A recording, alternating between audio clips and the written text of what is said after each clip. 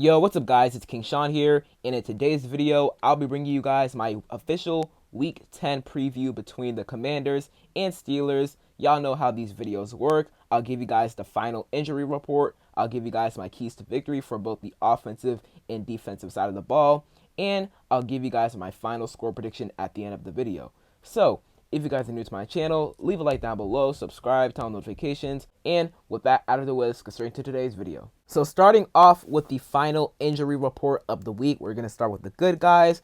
Marshon Lattimore, he's going to be out. This isn't a surprise. We knew that he was going to be out when he didn't practice yesterday, really. When you don't practice Thursday, you're usually not going to play on Sunday, depending on, the circumstances and stuff. But yeah, he's not going to play. And it sucks, but I don't want to rush him back with the hamstring injury. Hamstring injuries are rarely tricky, and we're going to talk about that when we get to B-Rob. But I feel like Marshon Lattimore, hopefully he plays on Thursday night versus Philly. But if not, he's probably going to be making his Washington debut against the Cowboys in Week 12. So, we're going to monitor Marshon Lattimore, but feel like he's going to be back either Thursday night or Week 12 versus the Cowboys. Cornelius Lucas, he's out again. If I had to guess, he's probably going to be back versus the Cowboys in Week 12, or maybe he's out for longer than that. But we shall see.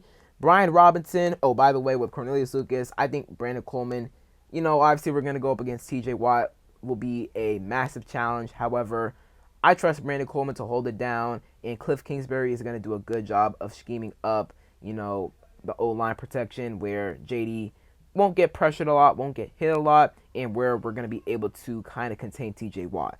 B-Rob, this is not good. He's going to be out yet again. It was looking like he was going to play. He practiced in limited capacity on Wednesday and Thursday. Even Dan Quinn said in his presser on Wednesday that the arrow was trending up for B-Rob, but then today he didn't practice today. So I'm not sure what's up with B-Rob in the hamstring. And the hamstring injuries, man, they're super tricky. B-Rob was limited all week last week, and he didn't go versus the Giants last week. And I thought that, okay, get an extra day of rest on game day.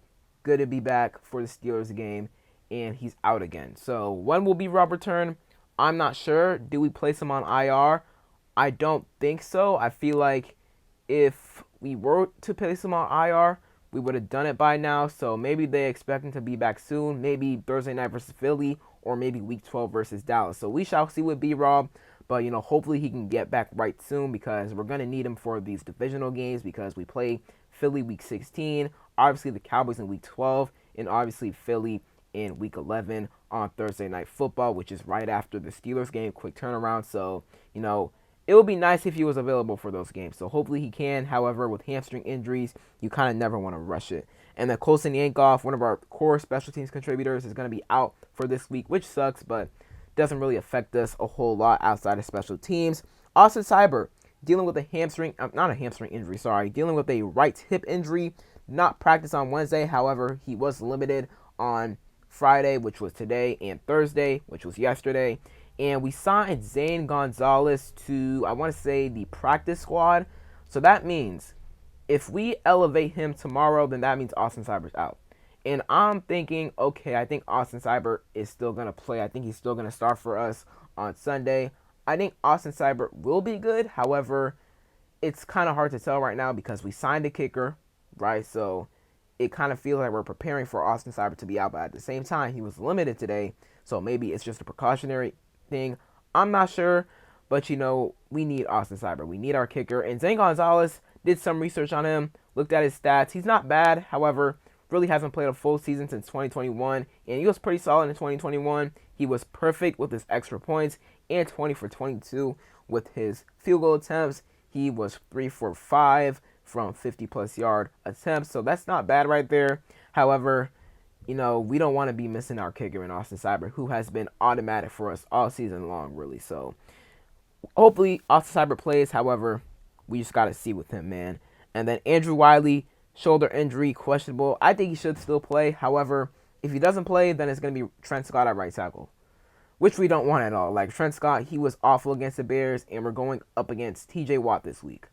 Yeah, we need Andrew Wiley to play. And I'm not saying, Andrew Wiley will do an amazing job versus TJ Watt. However, he's going to do a better job than Trent Scott.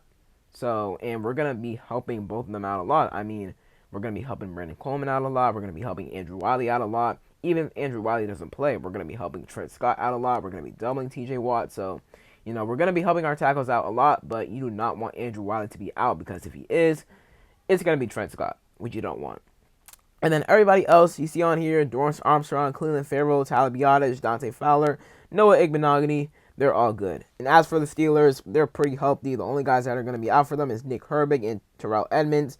Nick Herbig, he was limited all week until today, so maybe he suffered a minor setback, so he's not going to play on Sunday, which kind of affects the Steelers' pass rush. However, not too much, because they just traded for Preston Smith, so that's more depth right there. And they already have TJ Watt and Alex Highsmith. So they should be good, and overall they're pretty healthy with Justin Fields, Michael Pruitt, Cordell Patterson, and Zach Frazier being good to go. Moving on to my keys to victory. Key to victory number 1 for the offensive side of the ball: run the ball.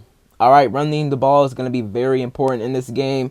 And the Steelers' run defense, statistically, it's pretty good. They are actually 4th in run defense, giving up just 90 yards a game. However, I watched their run defense on Monday Night Football, their last game against the Giants.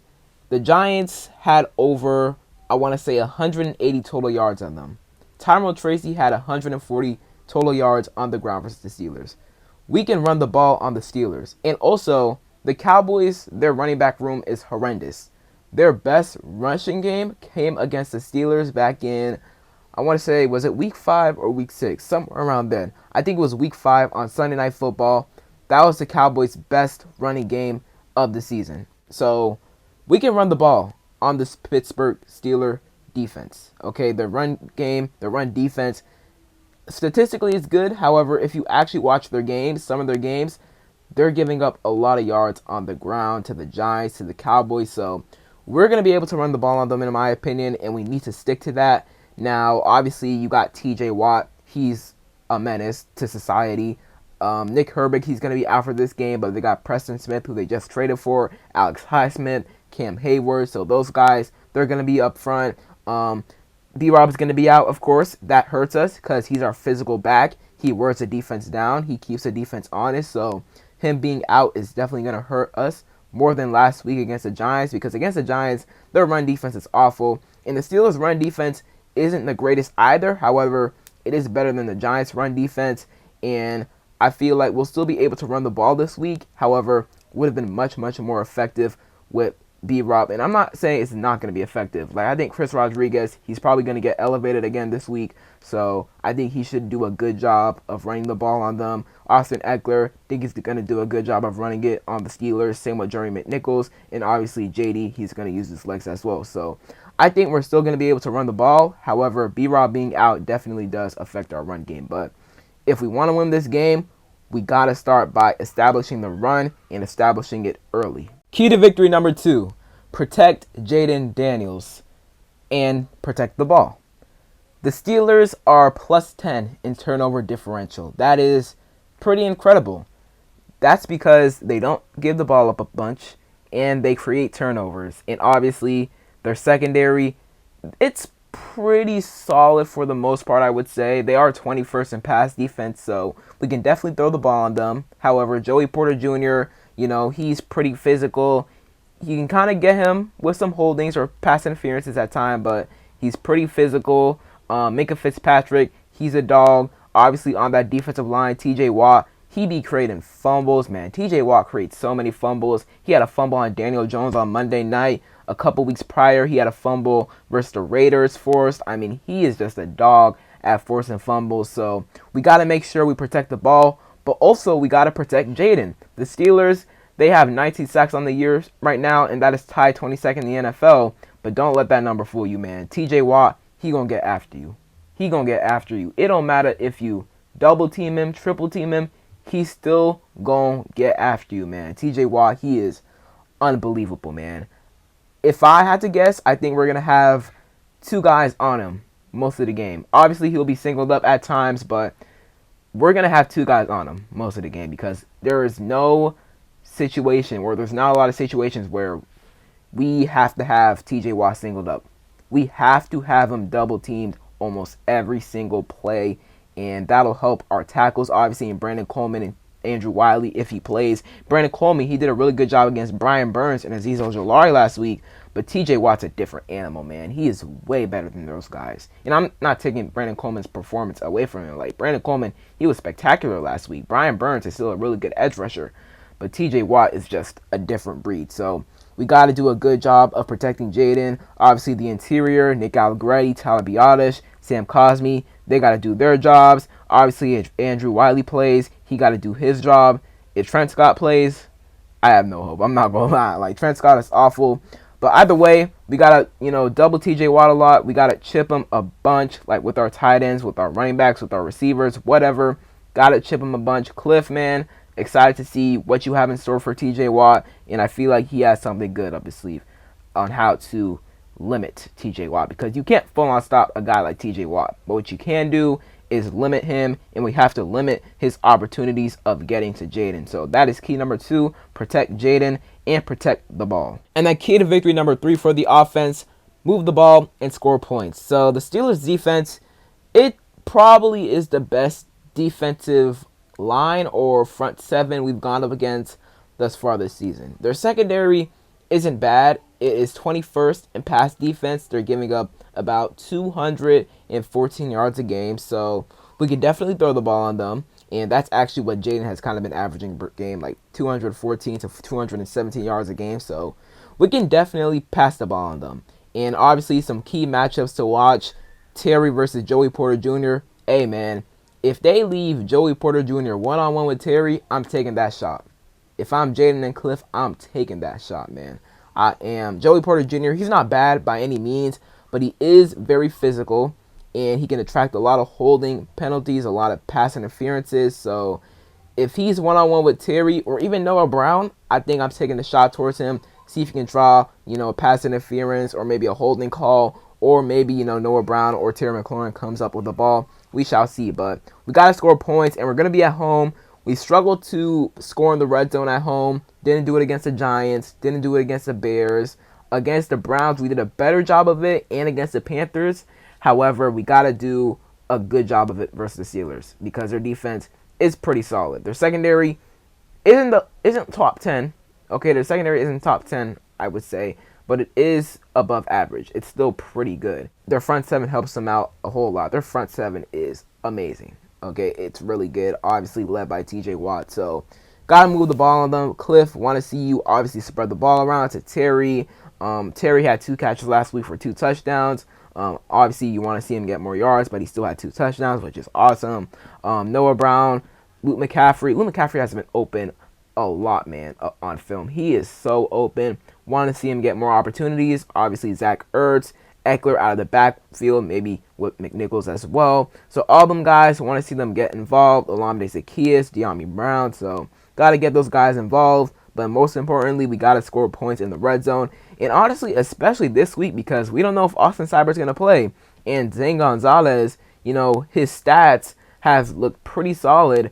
But the last time he started a regular season game was back in 2021. So we really don't know what we're getting in this guy. So we need Austin Cyber to play, but even if he doesn't, or even if he does, we still got to score points in the red zone. We still have to. That's an important key. So score points in the red zone and obviously move the ball on the Steelers defense. Moving on to the defensive side of the ball, keys to victory 1 and 2. Let's start with 1. Stopping the run is going to be super important.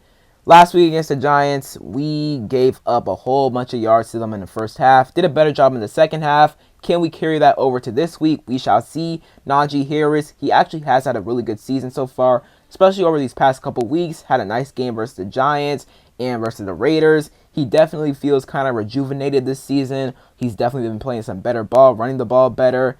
He's a little slow, I'm not going to lie. I think he got faster because in 2023, he looked slow. I'm not going to lie when he ran the ball. But he definitely does feel a little bit faster. So, that's cool to see with him. But we got to stop him on the ground. We are 28th against the run, which is not good at all. We need to do a better job of that. And I feel like we should. I feel like we will. The Steelers O-line isn't bad. I feel like we can definitely stop the run. We can get pressure on Russ, which we're actually about to talk about in a second. But, we have to stop their run game. Their pass game with Russ, it's definitely been better. However, if we take away the run game, it should put a little bit more pressure on Russ. And Russ, look, Russ, he's a little rinsed. However, he's not washed. He can still throw the ball. I mean, versus the Giants last week, or 2 weeks ago, I guess, on Monday Night Football, he did a really good job of throwing the ball. I mean, did you see that frozen rope throw he had to George Pickens? I mean, that was awesome, man. The connection him and George Pickens has really been connecting over the past couple weeks, man. It's really been getting better over the past couple weeks. So, Russ can definitely still sling it, and we have to be aware of that. But also, stopping the run will put a little bit more pressure on him and should allow us to do a better job of stopping the pass game. And we're going to get to key number 2 right now, and that is getting pressure on Russell Wilson. Like I said, with the Steelers' offensive line, it's not horrible. However, we could still get pressure on Russ. We've done a good job of getting pressure on quarterbacks over the past couple of weeks with Daniel Jones, especially in the first half of that game versus the Giants, Caleb Williams, Andy Dalton. Even versus Lamar in the first half, we did a good job of getting pressure on Lamar in the first half. Not so much in the second half, though. But we've done a good job of getting pressure on quarterbacks lately, and we have to do it against Russell Wilson this week. Mistakes could happen if he's under pressure. However, Russ is a veteran quarterback, so he doesn't make too many mistakes. So doubt he will make a lot of mistakes. But, we got to get pressure on him. Dorrance Armstrong, want to see you get a lot of pressure. Dante Fowler Jr., he's been amazing for us this year. Arguably, not even arguably, he is our best pass rusher this year as by far, man. He deserves a contract extension this year or after this year, but, we'll talk about that when we get there. But he's been really good this year, so I want to see him step up. Obviously, Frankie Louvu, he's going to be big in stopping the run and getting to the quarterback, as well as Bobby Wagner, Daron Payne and Johnny Newton, Fedarian Mathis. All those guys are D-line. Got to step up in the run game and in the pass rush game. And then my last key to victory, say it with me, y'all. Ball is life. And also, just play good coverage. The Steelers receivers, George Pickens, he's obviously a really good receiver. Calvin Austin, he is a really speedy receiver, obviously. Van Jefferson, he's kind of been starting to get going with Russell Wilson at QB. That connection there with him and Russ has kind of been establishing over the past couple of weeks now, especially versus the Giants on Monday night. Pat Freiermuth, he's a really nice tight end. Darnell Washington, he's a really good blocking tight end. However, he can definitely get some receptions in the pass game as well. I feel like this game will come down to who can protect the ball the best. Obviously, Russ, he's a veteran quarterback. He won't turn over the ball a lot. But Jaden hasn't turned the ball over a lot this season either. I mean, us as a whole, we've only given the ball away 3 times this year. 2 Jaden interceptions, and then that fumble Terry had versus the Browns on that little reverse play coming out of the halftime. So we haven't turned the ball over this season, which is really good. Let's keep it up Sunday. But as for the defense, gotta force some turnovers. Now for my final score prediction, I do have us winning this game 27-24. It's going to be a tough one. The Steelers, you could argue, they are the best team. Actually, I lied. The Ravens were the best team we've seen, thus far this season. But the Steelers, you could argue, second best team we've played thus far this season. 6-2. They've really started to get it going in the pass game with Russell Wilson at quarterback. Justin Fields wasn't bad for them. However, he just didn't elevate the pass game enough, which is why they put Russell Wilson in when he was ready to return. And obviously, they've been getting the pass game going. George Pickens, he's been really getting going over the past couple of weeks for the Russ at quarterback. Van Jefferson, Calvin Austin has had a couple of receptions. The run game has been looking pretty solid for the most part, but I still feel like we'll have a good game versus them. I think we're going to make a lot of plays, a good amount of plays, obviously enough plays to win this game. Hopefully Austin Seibert plays. I'm thinking Austin Seibert does play. If he doesn't, though, I think Zane Gonzalez, he hasn't kicked since 2021, but I feel like he should still be able to hold it down. Mike Garafolo actually reported earlier today that we worked out 2 kickers, Brandon Neveson and Zane Gonzalez, and both of them only missed 1 kick apiece, which is actually pretty solid. So maybe Zane Gonzalez will do a good job of holding it down if Austin Seibert doesn't play. Like I said, I'm still taking it like Austin Seibert will play. If he doesn't, though, I still have us winning this game 27-24. Whoever is that kicker for us, I feel like they'll kick a walk-off game-winning field goal, and we're going to win this game, and we're going to go to 8-2. think will do a good job of moving the ball on the Steelers defense. Obviously, TJ Watt is amazing, and he'll get his sometimes or at times during the game, but I think Cliff Kingsbury is going to do a good job of chipping him, double teaming him, heck, sometimes even triple teaming him, which will, allow him to get to Jaden less, and obviously for us to protect Jaden better and better throughout the game. So I have us winning this game 27-24. Comment down below who you guys have winning this game and your score prediction. So that is it for today's video. Hope y'all enjoyed. If you did, leave a like down below, subscribe, turn on notifications. As I said in the beginning, I'm on the road to 5,000 subscribers, so if you could hit that sub button, I'd really appreciate it. And other than that, it's been King Sean, and I'm out. Peace, y'all.